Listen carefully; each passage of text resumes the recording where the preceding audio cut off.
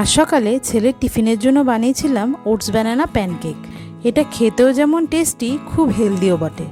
প্রথমেই আমি একটি বাটিতে দুটো কলা ভালো করে ম্যাশড করে নিলাম। এবার তার মধ্যে দুটো ডিম দিয়ে কাঁটা চামচের সাহায্যে কলার সাথে ভালো করে গুলিয়ে নিলাম। এবার তার মধ্যে 1 কাপের মতন ওটসের গুঁড়ো, হাফ বাটির মতন দুধ, হাফ চামচ বেকিং পাউডার, 1/4 চামচ বেকিং সোডা দিয়ে ভালো করে গুলে নিলাম। আমি এখানে তেল দিতে প্রথমে ভুলে গেছিলাম, তাই পরে 2 চামচ তেল দিয়ে আবারও ভালো করে মিশিয়ে নিলাম। এবার তাওয়া গরম করে হাতা দিয়ে 2 হাতার মতন ব্যাটার দিয়ে এপিট ওপিট ভালো করে ভেজে নিলাম। ব্যাস তৈরি হয়ে গেল প্যানকেক। এইভাবেই আমি আবারও 2-3টা ভেজে নিলাম।